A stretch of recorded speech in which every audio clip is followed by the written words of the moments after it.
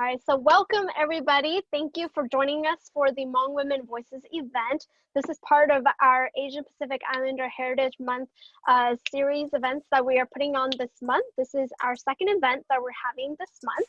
And my name is Mai Sue, and I'm a recruitment outreach technician. I will be the facilitator of this event today. And so now I'm going to allow the other presenters to also introduce themselves. Hi everyone, my name is Stacey, and I am Secretary for Student Equity and Achievement at Butte College. And for APIC Council, I am the Public Relations Officer. Good evening, everyone. Welcome. My name is Mai Sue, and I work at the Welcome Center. My pronouns are she, her, and hers. And I'm the event coordinator for the APIC Council. Hi, everybody. My name is Vang. I'm an academic counselor with the EOPS Inspiring Scholars Program, and I'm the treasurer for API Council. Okay, thank you, ladies. And so I do just want to go over a little bit of what the format of today's presentation is going to be. And so we are going to be reading a series of work that we have written. We're going to just go back to back, and so we're not going to really break for any like commentary or anything. If at any time anything that we say resonates with you, you can go ahead and give us like a clap or give us a thumbs up. That way we know that, you resonate with what we're saying. You can also put some, just comments in the chat box. If you resonate with something, just put like snaps or something. And so we do have that. And then at the end, there should be some time for any questions or comments. We do ask that if you do have any questions or if you do have any comments you would like to make, go ahead and just type it into the chat box and we'll answer them. That way we can make sure that we hear everybody's questions. And so without further ado, we are going to start our first reading, and I will be starting us off. They say to write, you have to be inspired by words, by movements, inspiration from stories of impoverished, marginalized communities who, with the whole world against them, fought and rose up. But inspiration don't always come from success stories. The inspiration I see begins in a war-torn country, a daughter seeking to be educated, but is pulled away to work in the fields, her skin turning brown, getting burned, but she must bend down and plant this ground. Maybe she'll have a meal today. Maybe she'll go without one. I can't seem to write this down the way that it should be heard and read, because sometimes it doesn't make sense for my thoughts down to paper, and maybe some experiences aren't meant to be explained by words and poetics, but described from the heart through images of color. So imagine orange. Not the color of the fruit, but the color of fire. Imagine yellow, not like the sun or a flower, but pus oozing out of blistered fingers, holding a shovel, digging into the earth. Yellow like dry grass, like rice ready to be harvested. Imagine heat, sweat dripping down your dirt-caked face, no shoes on your dust-covered feet, dust and dirt collected over time. A mother bearing her child. She is 16. Imagine bombs dropping. Every 10 seconds, one goes off, moving closer and closer to where you are, where your father tells you to keep working. Inspiration is blackened skies, bleeding hearts that no bandage can clot, buried loved ones and lost loved ones. These are not success stories. They are stories of people surviving, who are still working to make ends meet. People who are no longer at war, but still a prisoner of war within their minds. So listen, always listen. They will reveal haunting truths of how to provide a voice to our experiences. The Hmong language is traditionally an oral language. If we had a formal writing system, it has long since been lost through persecution and migration. So we tell our stories through words and through embroidery. The stories you hear today reflect a handful of experiences of Hmong women. They speak to the loss, resiliency, and power of Hmong women, and of navigating two worlds like a balanced beam. Some of the stories are our own, and some are fictional adaptations of experiences we have witnessed all too often.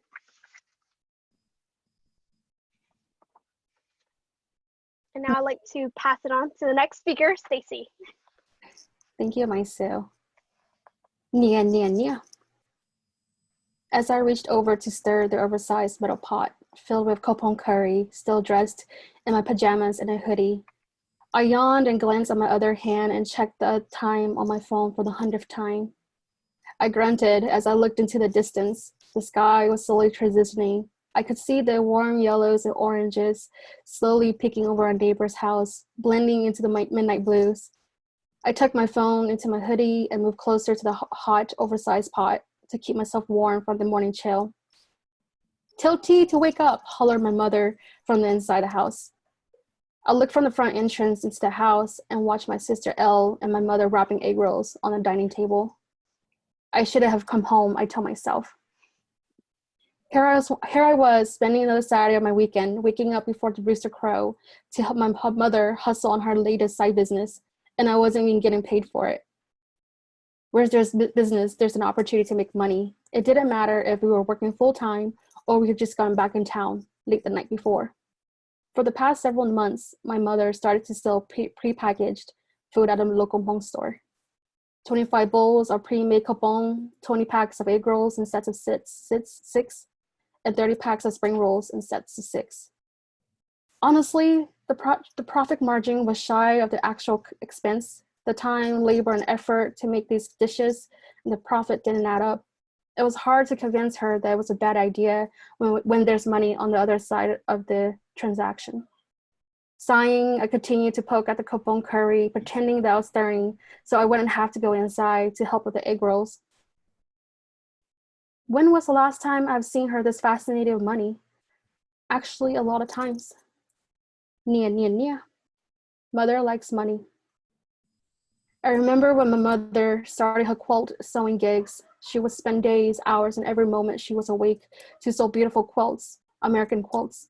Sometimes getting 4 to 5 done within a week. We had no clue who was the employer. It was a business transaction from an aunt who knew of a person who was shipped her the quilts to make. I remember when my mother turned her hour-filling food stamp income into a Hmong sausage business. We ran it for nearly 2 years. My siblings and I were expected to help mince all the ingredients, mix all the herbs, spices, and meat together, and then stuff the sausage in the hog casings. I did not enjoy this era of my mother's side hustle. The only time we could be excused if we had homework. Every minute was $1. Even then, when we were done being chefs, we were promoted to be salespeople. We would sell them at local parks where Hmong folks gathered, or my mother would drive us around town and ring the doorbell of a random Hmong family to ask if they would like to buy a bag of 10 pieces Hmong sausages for $10. Unfortunately, it wasn't a commission job. I remember when my mother joined multiple multi-level marketing companies in the hopes of being an upline seller and the dream of gaining passive incomes. Coffee, cleaning products, wine that could make your kids smarter, beauty products, vacuum cleaners, life insurance, you name it. And it was a part of it. By 13, I was already attending multi-level marketing seminars, group parties, and client meetings with my parents. I did not enjoy it. I remember in my 5th grade year, I would return home from school to help my mother crochet fuzzy strings around flip-flop straps to be sold at a local brick and mortar. Or the time I spent 3 days after school inserting drawstrings into her American Eagle shopping bags. Or the time when I rarely ever saw my mother because she was working morning shifts and then picking up extra shifts and overnight time at a socks knitter at one of the local socks factories in rural North Carolina. Nia. Mother likes money. As I reflect back to the early mornings when I'm helping her make the pre-packaged meals, I realize where my own hustling came from. It was from the fear of not being financially stable. When she was 14 when she migrated to the United States. She got married before her junior year in high school. She lived in a time where she didn't have a voice as a married Hmong woman, nor could pursue higher education, nor work towards a career. Maybe it was the teaching of my grandmother who expected her children to find ways to make their own money in order to be successful. Maybe it was from the entrepreneurial mindsets my uncles portrayed when they resettled in America, where all of them ended up opening their own Asian stores and expected their sisters to follow their pathway as well. Maybe it was the cost of living the American dreams that made my mother desire money. Every moment in my mother's life, she's always thinking about money. How many more ways can she stretch herself to make an extra buck? What can she do to contribute to the family financially? How can she earn more money to save it for her children and get grandchildren in case she passes away? Nia, mother loves money, and I believe it's at the cost of living the American dream.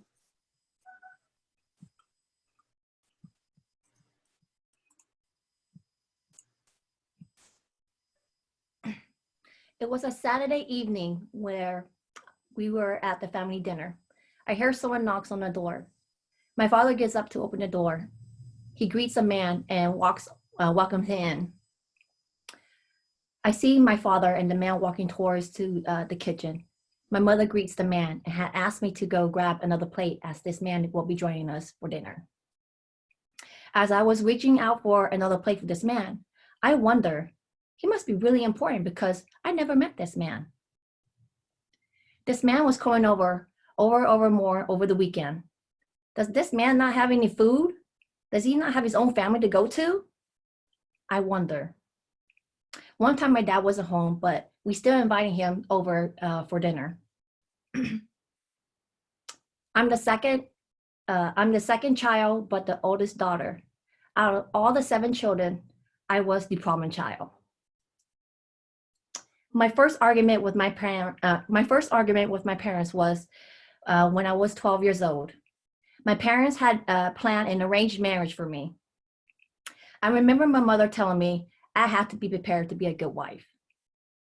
A good wife? But I'm just a kid. How can I be a good wife? Don't argue with me, child. Your dad and I already set your wedding. Do as I said, says my mom. As my parents were discussing, I sat thinking of who this person my parents wants me to marry. I wonder. At the time, NSYNC was out, and I was in love with Justin Timberlake. So don't judge me, y'all. Maybe it's him. Maybe my parents were able to convince him to marry me. But the more I thought about who this person is, the more it was all coming together. Oh my gosh, it's that guy that comes over every weekend. Oh, that's so gross. So I interrupted my parents. You can't make me marry this guy. My mom asked, why not? Mom, you guys can't make me marry this guy. One of our PE teachers just got arrested for molesting 2 students at my school. My mom thought I was making up an excuse not to go through with the marriage. Stop lying, my mom says. No, I'm not. There are laws here. You could go to jail if you make me marry this guy. Do you want that to happen? The room went silent and never mentioned ever again about the arranged marriage. Oh, did I mention that the guy my parents wanted me to marry was already married, who has kids about the same age as me, and we go to the same school? How ironic is that? Sometimes I wonder what my life would be like if I actually did go through the arranged marriage. Would the man and my parents go to jail? Or if I really did marry Justin Timberlake?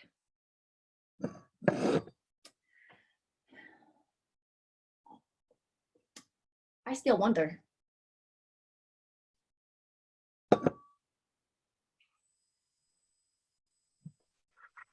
That's water, right, Mai?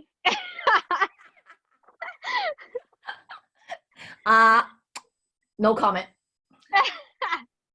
Oh, we all know. All right. This next piece is called Learning to Kill a Chicken.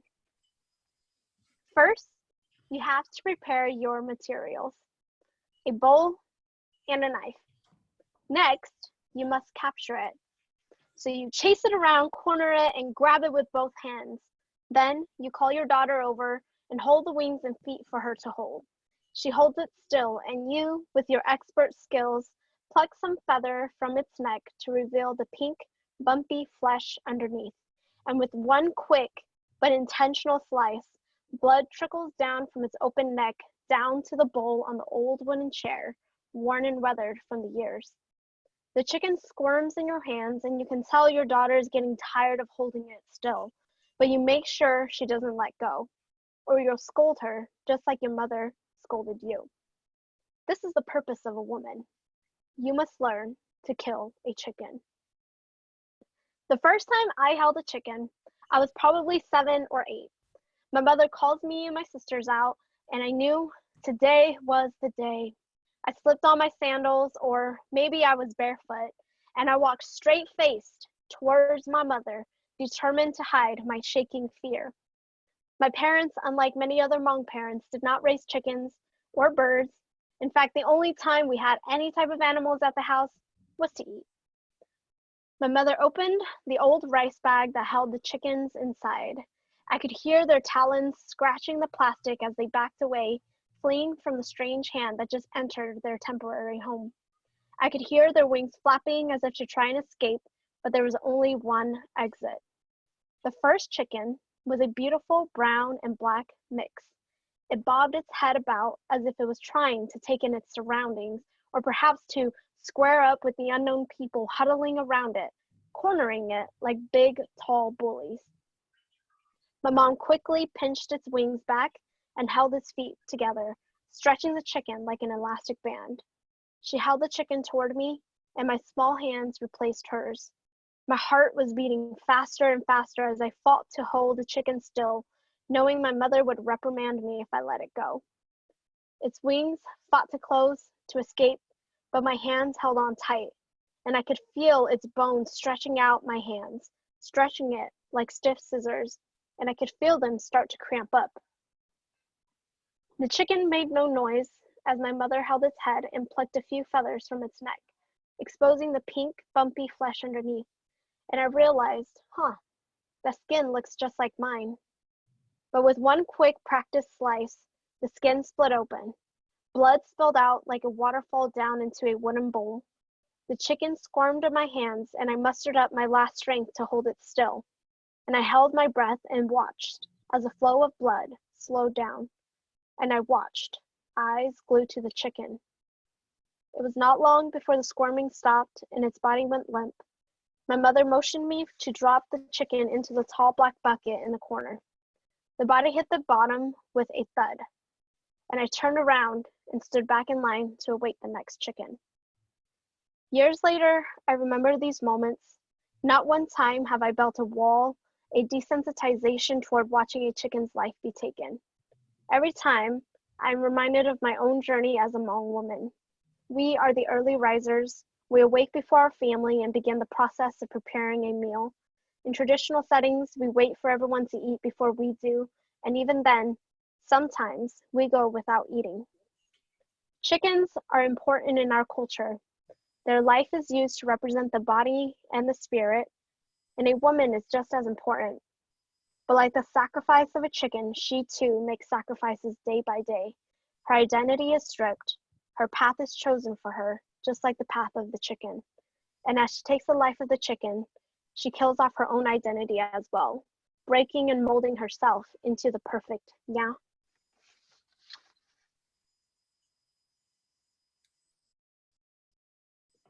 What do you hope to be when you grow up? This is not a question Hmong girls hear very often. Do you know how to cook? How often do you clean the house? What time do you wake up in the morning?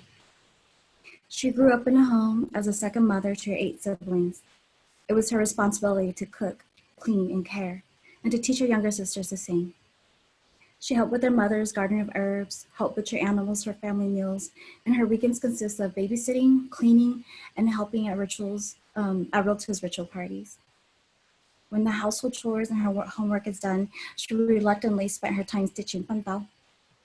The only future she could comprehend was one where she married before the age of 18 and spends the rest of her life caring for her husband, her children, and her in-laws, doing this exact same thing. This had been so with most of her friends. This is the reality of her mother and grandmother before her. This was the life her family has diligently prepared her for. Our only hope for you is that you will be a good Nya, a dutiful daughter-in-law. This is how you can bring honor to your family, they said. This is how you bring honor to yourself. The little Hmong girl is also American. She saw her white counterparts going to movies and having sleepovers. They shop at the mall and they eat at fast food restaurants. They talk with excitement about their futures and going to faraway places. She often wondered how different her life would be if she was not a Hmong girl, if she was not confined by rules and gender rules. Who can she really be if her worth is not defined by the status of her father, her brother, or her future husband? What a cruel curse, she thought, to have half her heart be Hmong and half of it American. If only her ancestral land was not ravaged by war and drenched with the blood of her people, she would be raised in the tropical jungles and mountains of Laos. There, she would not desire anything more than the simple life of being a Nya. She would walk for miles to tend the rice fields. She would sing songs of her ancestors and feel proud of her bandao that she readies for her daughter's dowry someday. She would sleep on the dirt floor, but have peace in her heart. Here in America, like many other immigrants, she struggled to find her worth and her identity. The summer upon entering high school, she attended a summer connection program at Butte College. A chance to escape her mother's watchful eyes and daily lectures was her goal. But little did she know that seeds were being planted.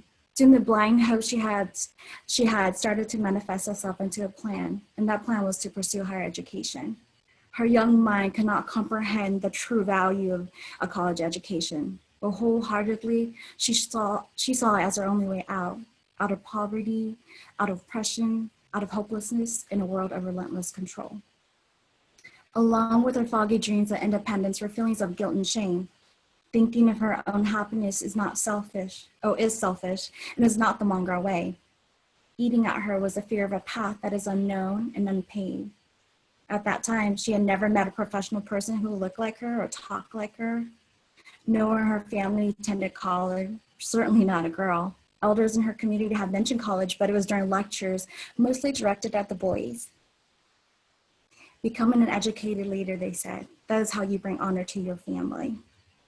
Her culture told her she needed to stay home, and society showed her she didn't belong here. She was 17, a senior in high school, and the tension in her family home finally erupted. College did not come soon enough. Like others before her, she saw marriage as a means to be free. Her acceptance letter came a month after her cultural wedding ceremony. An auntie told her that she would need permission to attend college, permission from your husband and permission from his family. Though it offended her to hear this, she knew that that was the truth. A Hmong girl can never truly escape her Hmong identity. The power someone else had over her did not lift as she naively imagined. It simply shifted. The struggle between her two worlds continued throughout college, and it played out in the lives of her friends as well. She started at CSU with 10 other young Hmong girls from the local high schools. At the end of 5 years, only 2 graduated. For some, the demands of being a mother and a Nya became too difficult to balance at school. For others, having another income to support her extended family took precedence. For one, her education and growing independence became a threat to her marriage, and dropping out was the sacrifice of a good Hmong Nya. She too experienced her same struggles and knew their pain, but more than ever, she held tightly to her vision of graduating with the hope that her story will somehow be different, never truly knowing if it would. Nelson Mandela famously said, "Education is the most powerful weapon which you can use to change the world," and her world had not been the same since. When she was a child, holding on to that hope gave her strength to endure each day. As a young adult, it awakened her to a world with boundless ideas and opportunities. And now her education has provided her a way to support and impact the lives of those whose stories are just like hers. Her biggest hope is that they can find the strength and empowerment to create their own narratives. Her greatest joy is that her daughters will never have to tell her same story. Katie hopes to be a psychologist someday, and Jada dreams of being an art teacher.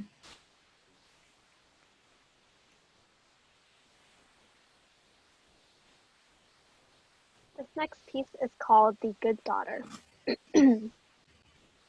Xiong was a good daughter. Her mother told her, "Good daughters wake up early." So Xiong would wake up early every day. As the dawn came, she began steaming rice in the bamboo steamer, and when her father awoke, breakfast was already laid out. "Xiong is a good daughter," he would say, and she was. Xiong was patient and calm in demeanor. She would sit quietly embroidering clothing while her other sisters slept in and spoke in loud voices. She stayed in and cleaned the house when the others would rather go out. She grew her hair long and never dreamt of dyeing it blonde or red or anything that wasn't her natural hair color. Xiong is a good daughter, her parents would say. She kept her grades up and did well in school.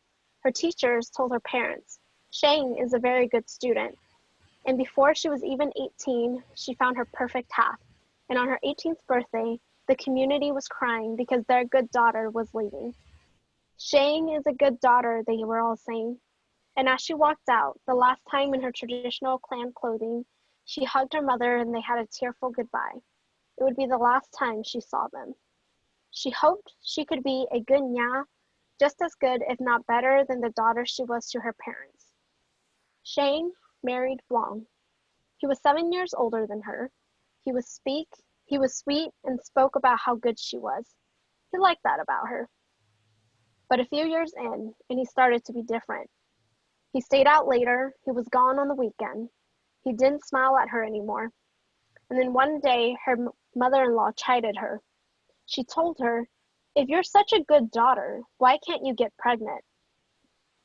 And so Xiong called her mother crying, hoping she could help.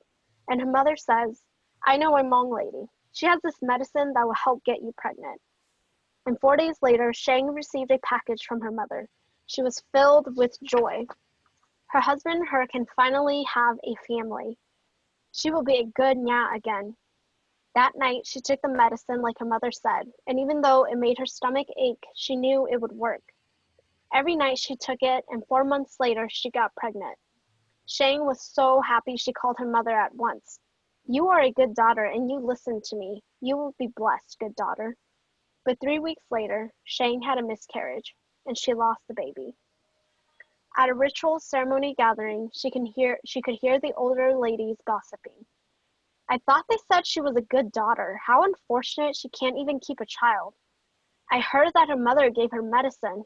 Maybe she didn't want to have a baby and took the medicine to lose it. There must be something wrong with her. Maybe her parents were lying. She's not a good daughter. Xiong did not tell her husband what she heard. You do not share these things, her mother told her. You will get pregnant again. Or Shinde. Be patient. But her husband was upset with her. He was afraid she wasn't worth her bride price. There were discussions of sending her back, but Xiong promised to be better next time. She can prove that she is a good daughter and a good Nya. A year later, finally, she was pregnant again. She gave birth to a baby girl, but that didn't keep her husband from staying out late and being gone on the weekends. Her husband wanted a son, and so she pleaded and prayed to get pregnant again, and she did, and she gave birth to another baby girl. Her mother-in-law became skeptical and told her son to marry another. This girl must be deficient. You need to marry another. And so he did, and they had a son together. And her husband no longer cared for her. And Xiong became sad and forgot what it meant to be a good daughter. She couldn't wake up early, and her food became bland. The stitches in her embroidery became messy, and the dishes would pile up, and the laundry was not done. Her husband began to beat her for lacking in her responsibility, and eventually he moved her into another house. Xiong lived alone with her daughters, and every night she cried. She pleaded to her mother to bring her back home, but her mother told her, you are part of their family now. If you return, how will you live? Or Shinde, be patient. So Xiong was still married to Vang, but he was no longer with her. And on the day of their 10th anniversary, the good daughter ended her life. Xiong was 28. In English, there's no word that truly captures the meaning of the words "Shinde," because it is more than just being patient. Being patient implies that change will arise so long as you wait. Shinde implies waiting whether change happens or not, to live with or without change, to simply give in and hold back your tongue.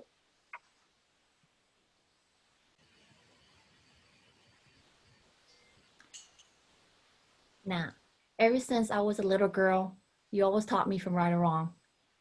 You always told me to be a good daughter, so when I get married, I'll be a good wife and a good Nya. but something tells me that you're lying. Grandma and Grandpa dislike you because you were an orphan, and no matter how much you did to please them, they never seemed to respect you, and you were never good enough for their son. So why do I need to work so hard to please someone? I remember on my 10th birthday, we had so little, and yet you were able to get me a birthday cake. I invited all my neighborhood friends to come celebrate with me. I was so happy. It was my first birthday with the real cake. You look so proud because you were able to provide cake for us. That was the best day. Up until when Dad brought home the other woman. The room was awkwardly silent, but you encouraged us to continue the party as if nothing was wrong. You left the room. I followed you. Now, don't pretend that everything is fine. I can see in your eyes. You are hurt. You don't need to lie to me. I'm old enough to know. The first time Dad laid his hands on you, I ran over to the next room and locked us all in. We can hear the screaming, the yelling. We waited what felt like forever. You knocked on the door with a soft voice and told us that it was safe to open the door. I can never forget those giant tears running down your face. You told us that Dad was upset with you because you didn't listen to him.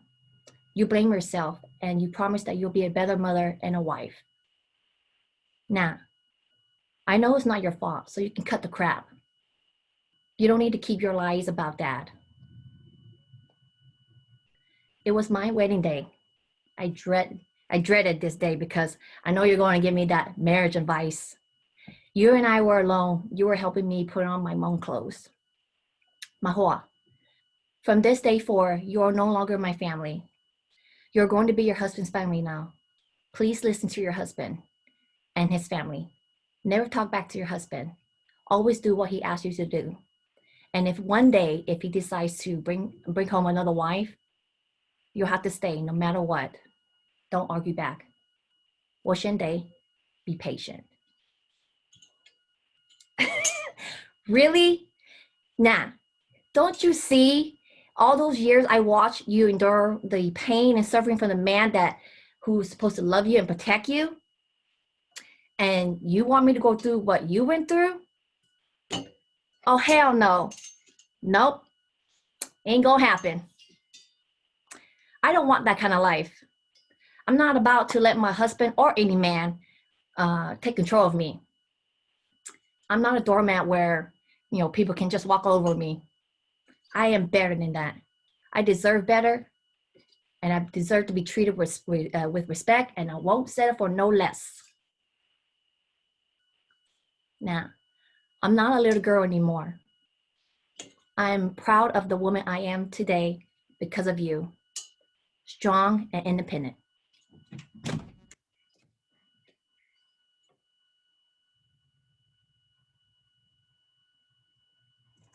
Long hair makes a good daughter. Mai Sue's mother had always said long hair brings in luck and wealth. Daughters with long hair listen to their parents' words and follow rules. Long hair makes you a good Hmong daughter, and so Mai Sue was a good Hmong daughter. For 19 years, Mai Sue had long, thick, and jet black hair. For 19 years, it was considered one of her worst qualities. Everyone else loved her hair, but Mai Sue couldn't find any reason to love nor appreciate it.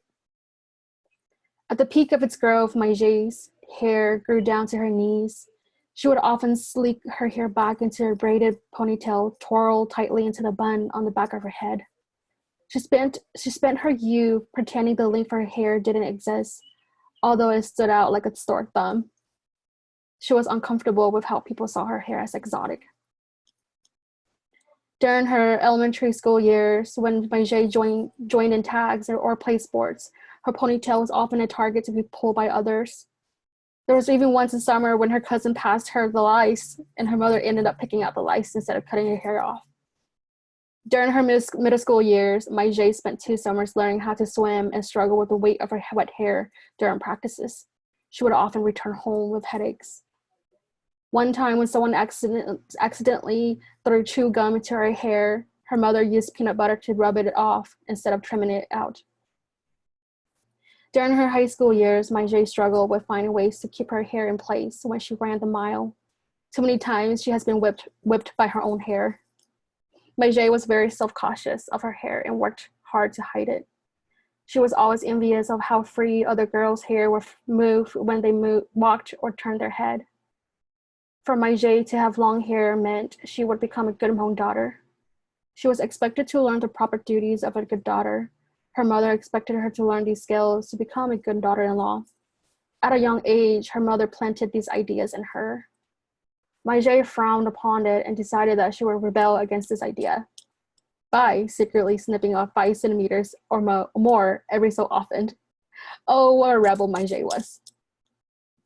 When Mai Sue went to college, she moved out of her parents' place. She was finally on her own. She was free. It was finally a chance for her to live the life she has always wanted. To celebrate her newfound freedom, Mai Sue decided to chop off her hair. Snip, snip, snip, it all fell down. She gave herself a fresh bob cut, bleached it, and dyed it a bright blue color.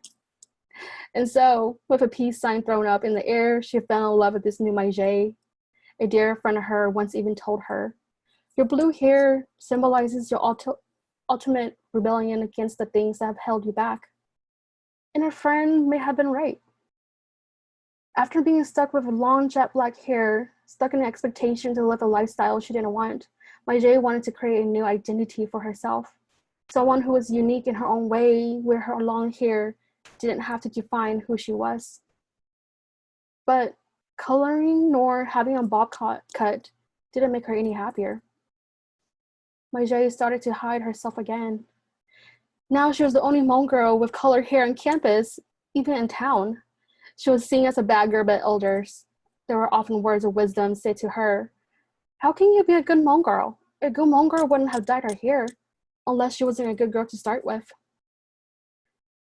She saw the disappointment and hurt in her mother's eyes. She was hurting herself.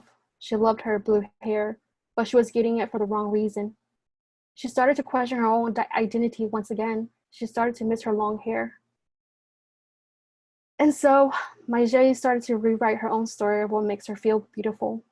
She decided to embrace the girl for her long hair and her own fear of not being normal finished. It was nerve-wracking to walk around with long hair flowing behind her back.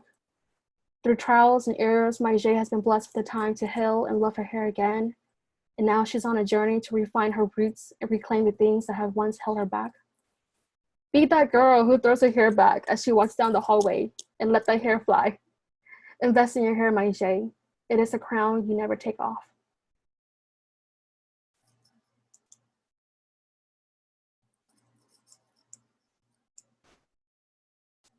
Like, Stacey, you're done, right? Okay, just didn't want to cut you off. Woo, that was good. Woo. All right, everybody. So this next piece is the last piece of today. And so if you had any questions or any comments, go ahead and put them in our chat box. And at the end of this piece, if there are any questions, the presenters will go ahead and answer those questions. What is a woman? Who can she be? I was only 7 when my mother told me that I needed to be a normal Hmong girl. Actually, to this day, she tells me I need to be a normal Hmong girl. Normal Hmong girls have long hair because long hair was the mark of a beauty. Normal Hmong girls don't play outside because our skin will get dark and we'll be ugly if we're dark.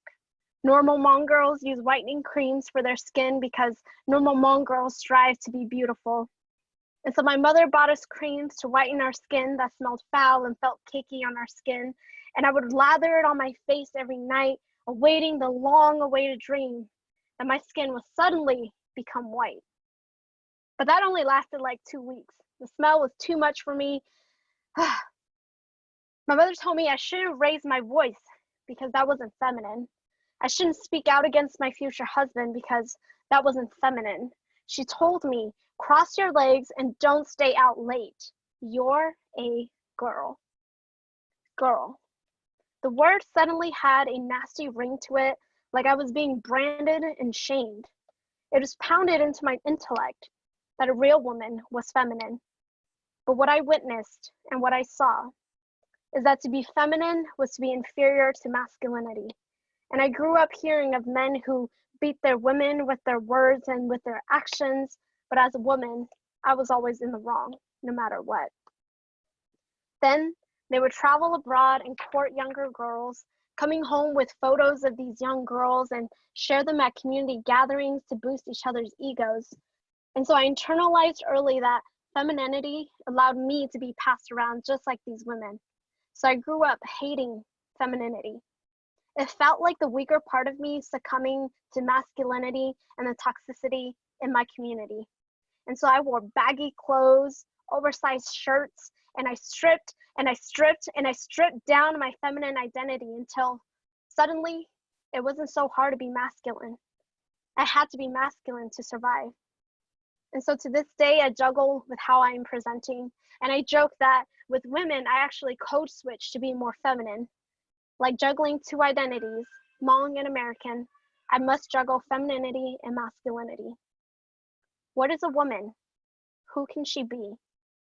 A mother defending her family, a mother getting her degree, a daughter working against the status quo, breaking the glass ceiling, a woman who embraces herself. Femininity and masculinity don't got nothing to do with her abilities. And strip away the identities and you're left with the purity of humanity, because we are women. Bam! All right, so thank you everybody for joining us today. And it does look like we have one question. Just wondering what your parents think of your creative voices. Have you shared them? Does somebody, Kia, Stacey, Mai, do either of y'all want to answer that question? It's your creative voices. What do your parents think of your voices? I think for me, I've gone kind of like on traditional route, and as the eldest in my family too, and a girl, I think my parents have always supported me in higher education, and they have always been unsure about the career route that I was going towards, but they have never really discouraged me, so I'm very grateful for that. But something that they have always like continued to like instill in me is to continue to be a good Hmong daughter, right?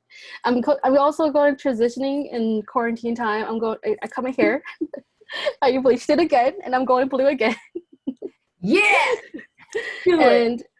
And for me, I think that's me redefining who I am and loving who I am again. And for my mom, it's still hard for her to see me with blonde hair or color hair because she's afraid of what society would tell her. She's afraid of all the whispers behind her back. And so she's very supportive of who I am, but she's afraid of things that I might have to carry, which is not around me. Yeah. For me, go ahead. No, go ahead, Mai. No, go ahead. Rock, paper, scissors. So for me, as you guys heard my piece, I'm rebellious. So my mom and I always headbutt each other because she grew up very traditional, and I respect our tradition and our culture and stuff, but there are certain things that I don't agree and I don't follow. So like with my opinions, my mom doesn't like it because that's not ladylike. And for a Hmong girl, like just like Mai Sue, Kia, and Stacey had mentioned and stuff, like for us, like we don't have that voice. We can't like raise our voice any particular like that. So I'm gonna just be me. Whether my mom likes it or not. I'm an adult. I'm my own person. She could do her. I'm happy for her and proud for her and everything. But I'm my own person. I want to build myself and be the person who I am right now. Well, I think, a lot of Hmong parents, they tend to be very vocal about things that they don't like or that they don't want in your life. So for me, I think just keeping it simple, as when they're quiet, that's kind of, so the silence means like, you're doing a good job. I'm proud of you. Yeah. I think for me, my I don't think my parents actually know that I enjoy like writing and performing. I don't think that's something that I've actually ever told them. And so they don't actually know that I like to do this.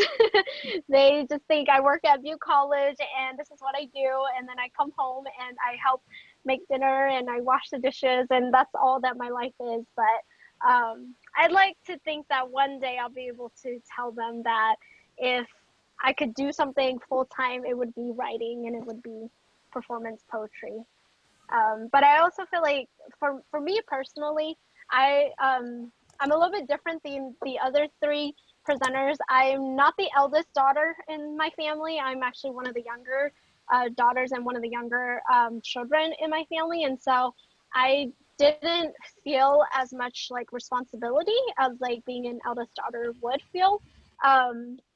I think my responsibility didn't really start to manifest itself until my older sisters started to move out of the house because they were moving out for college.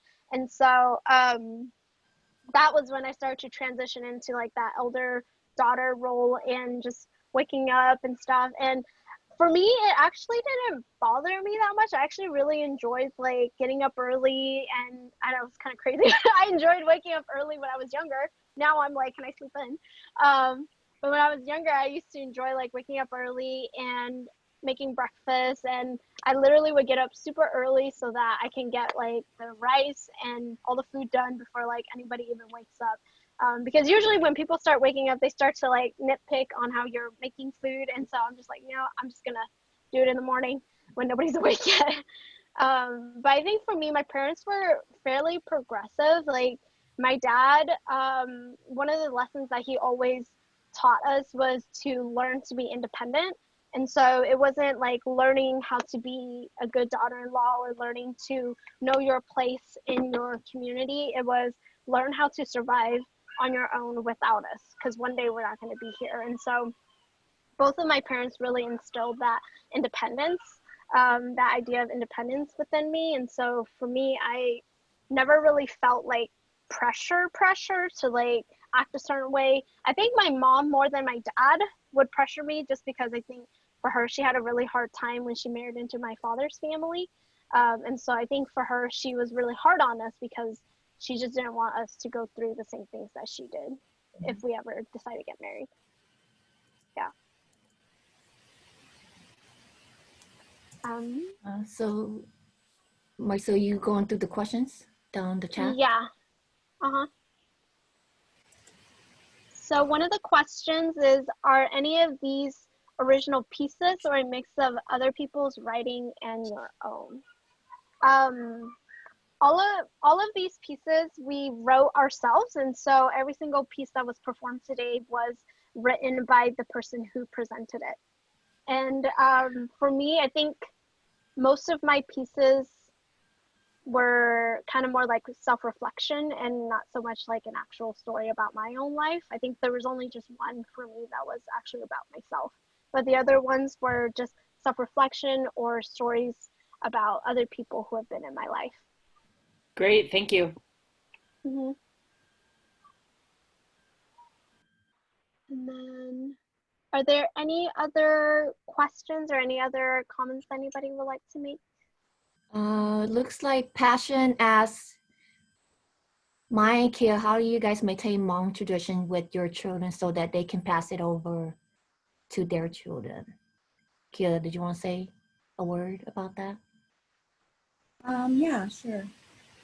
I honestly, I feel like I'm not super traditional. I think it's because my husband is actually the youngest son, and so he himself isn't as traditional.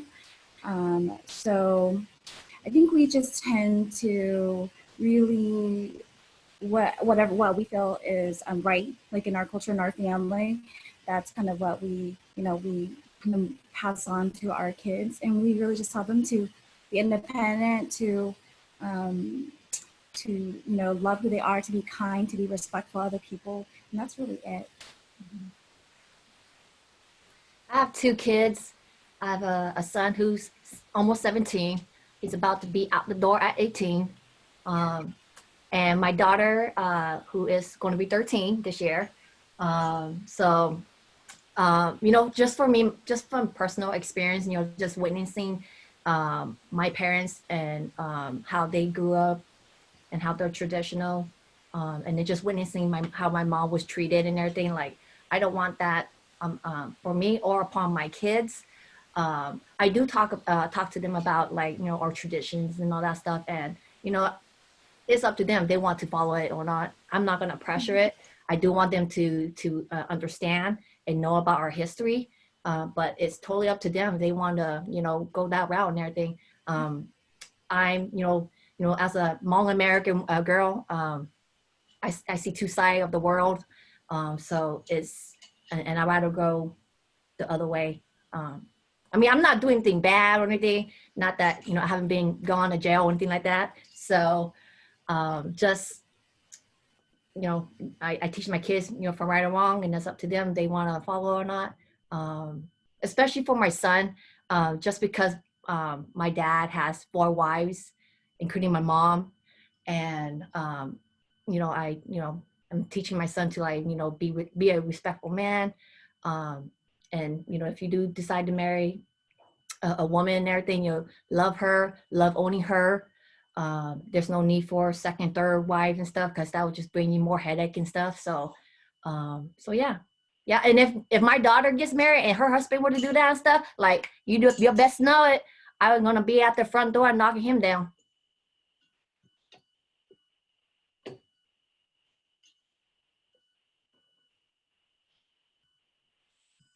So the question is, can all of you define what you think a good Hmong girl is now?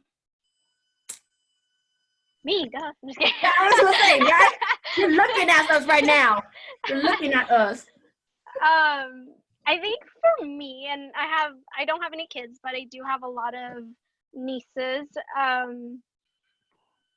think for me, when I look at their generation, the only thing I want to instill in them is just understanding how to respect themselves, respect the people around them, and then also respect their parents and respect their grandparents. And so for me, I think just a daughter who knows how to be respectful is someone who is, to me, considered a good daughter.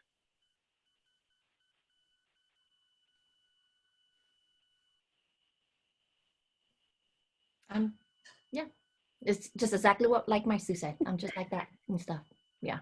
Yeah, and I think I would agree. Like, somebody who's just respectful and kind and loving to their families, to their friends, but I think especially, to yourself. And I think that's something that a lot of us Hmong girls, like, regardless of generations, that we definitely don't get enough of, is just, like, love and respect yourself. Put yourself first. Mm-hmm. I agree. Yeah, and for me, I would have to say, to find your own way of how you are Hmong enough. Mm-hmm. Because I think growing into different cultural, it's really hard, and I think we all struggle when you're a different ethnicity and growing up in America, and I think we don't give enough leeway and forgiveness to those who are trying to become more of something, especially in the Hmong community. If you can't speak Hmong, you're not Hmong enough. How do you know that you're not Hmong enough when you live and breathe that culture? And so, yeah. The next question is, what is the biggest difference, if there are any, that you've seen within the Hmong culture from the past to the present? The gender roles, the way how rituals or traditions are conducted, etc.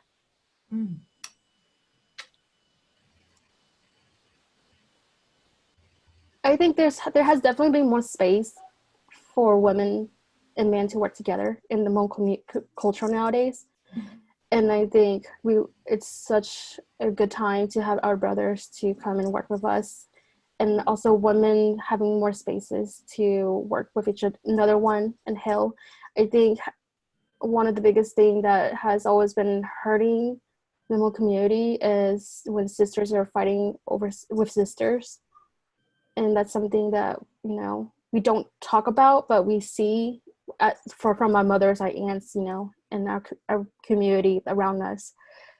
And so that's also a good thing to see that's growing, that there's more supportive, you know, on both ends too. And I'm starting to notice also, you know, back in, for my generation, a lot has changed within our generation. So like, for example, if a girl gets pregnant, like the guy has to like automatically like has to marry the girl because you know she's pregnant and stuff. So that has changed. You know, you don't. It's not necessary you have to you know be married, and it's up to the guy. If he wants to be involved or not, he can leave, be a jerk, or he can stay and be a good guy and be a good father. So yeah, I have noticed that that has seems to slow down, where parents are not forcing, you know, their kids, you know, be married just because the girl got knocked up. Yeah, I definitely agree. I do think that parenting has evolved really for a lot of the better over the last few years. You know, talking about generations, with me being the oldest daughter, how my youth was compared to my baby sister, who's currently in college right now, and she's in her early 20s. But she's able to move away and go away to college, where I wasn't even allowed to step outside the house, you know. So yeah, parenting has, I feel like back then parent out of fear, just because, you know, they just didn't know what, you know, our society will hold for especially their Hmong daughters. So I'm really glad to see that parents are opening up and allowing their kids, their children, their young adults to have freedom and to really be who they want to be. And it has a lot to do with saving face. You know, my dad is one of the leader for the Hmong community and everything. So, you know, like I said, you know, being the second oldest daughter and rebellious and everything, like I'm always, you know, the one who's always like getting in trouble and everything. And my dad always like lose face because like, you know, he's this, you know, leader, and yet he can't control his daughter from, you know, doing wild things and stuff. So it also has to do with a lot about saving face in the family's name. I think for me, something that I really see kind of change is just the expectations of, I think, like the daughters and the sons, and really trying to shift like these expectation towards more like realistic expectations. And I think one thing for me to work towards when I look at like the future is really starting to involve like our younger generations. And so in Hmong families, it's very hierarchical. And so it's usually like the older siblings are kind of like a second parent to like the younger siblings. And a lot of times what they say is kind of what goes, just like your parents. And so at least in my family, I'm seeing a lot of like very quiet, very reluctant like younger siblings. And so one thing that for me I would like to work towards is empowering like our younger siblings to have more of a voice when it comes to decision making within the family, and to actually have like a decision making when it comes to like important matters that involves the family. And so for me, I think that's one of the things that I would like to start to transition into, is involving more of our younger siblings into the conversation. And then I think it's almost time. It's 7 o'clock, and I think we have one last question, which is, how would you encourage Hmong Americans who don't speak or understand Hmong to adapt to these current times? Ooh. I think it's not too late. Just say it's not too late. It's not too late. I think the first thing that I would like to just say is definitely don't disempower yourself by saying that you're not Hmong enough. So definitely don't internalize that just because you don't speak the language doesn't mean that you're not like Hmong. I think that's something that we grow up hearing, and even the term like whitewashed is often used to like describe like Hmong kids who didn't speak Hmong anymore or didn't really carry like traditions and stuff. And I think we're all in that transition period where we're still doing traditional like rituals and ceremonies and stuff, but then we're also like in this very modern contemporary world. And so for me, I think if it actually interests you, pursue it. If you actually want to learn about the Hmong traditions, you want to learn the language, like do it. Like make that time to learn about your culture. But if that's something that you're not interested in, like feel free to not engage in it too. Like don't feel like, you know, there's just one way to like be connected to your roots and connected to your culture. And so I think when it feels right, you're going to know that that's the right path for you. And so don't feel like, you know, you have to do something just because everybody else seems to be doing it, or you feel like somebody has to be the person to carry on these traditions. And the, you know, the sad thing is that like, you know, a lot of these traditions might not be carried forward, but if you are interested in learning about it, there's still, you know, this is the best time because we still have like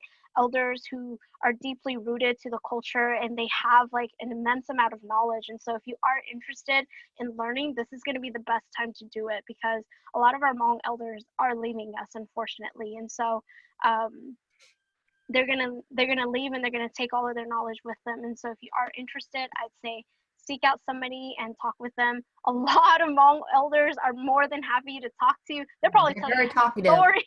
Yeah, they'll tell you immense stories about like just their life and stuff, and they're looking for people to listen to them too. So definitely seek it out if you are interested. Right on. Right on. And so I think, oh, go ahead. I just want to add one last thing. Definitely show up. You know, I think that's the most important thing. Like, you may feel like you want to do a lot of things, but if you don't take action and show up to participate, then it's really just an internal, you know, feelings that you want to do more. And I feel like I'm always feeling that way too. Like, what can I do more? How do I get more involved? You know, so seek out, and there's never, you know, there's more than enough resources out there to continue to learn Hmong, or, you know, defining your own ways of how to be more Hmong. For sure. Okay. Nyiam, is there anything else you all would like to add before I close it off? No. I'm just saying, you know, it's not too late, you know. It's not too late. I'm still struggling and stuff. My Hmong is like Hmonglish and everything. So, but you know, I'm still learning. I'm almost 40, you know. I'll get there. All right. Any last thing you want to say?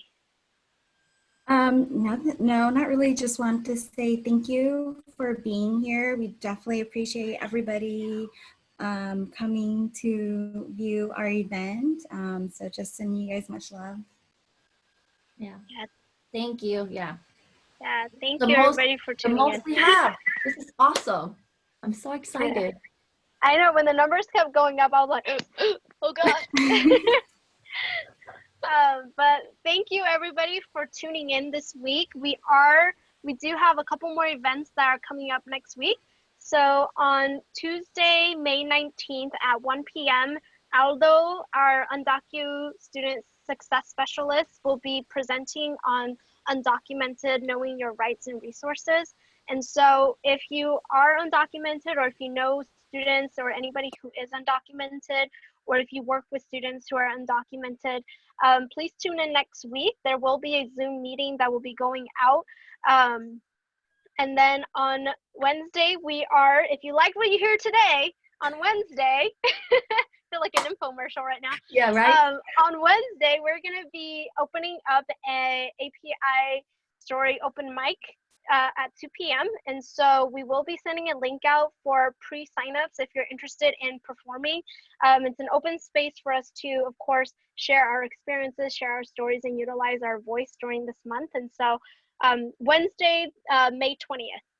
Wednesday, May 20th will be the date. And then we'll also have a fundraiser coming up, and I'm going to pass it on to Stacey Lowe to talk a little bit more about that fundraiser. Okay, so we have a spicy noodle, Korean noodle eating contest Yes. challenge. And so we will be fundraising money. And also we have 4 contestants who has bravely signed up to be part of this challenge too. And so we'll be doing some announcement, and we have different, so basically the level is the more we fundraise money, the more we get money, the higher the stake is at to eat the spicier level of the spicy Korean noodles. It's gonna be great. It's gonna be awesome. Yeah. We're going to be airing this at the last week of the month. You know, we're going to end the semester, end the month off with all of us just dying afterwards. It's gonna be So great. And It's Stacey, gonna what be is great. Stacey? What is the fundraiser for? So our hope is to fundraise money to give scholarships for API students at Butte College. Or help fund like any events that we start next semester. Mhm. Yeah. All right. Well, thank you, everybody. If you are not on our current email list to get updates about the events that are coming up, or if you're not following us yet on Facebook or Instagram, I'm going to go ahead and put our Instagram and our Facebook on the group chat. And then if you want to receive like emails, go ahead and put your email in the group chat as well. And then we'll put you on our email list so that you receive emails and updates about when our next events are. But if not, then thank you for tuning in, and I hope everybody has a good rest of your evening and have a great week and a great month and end of the semester.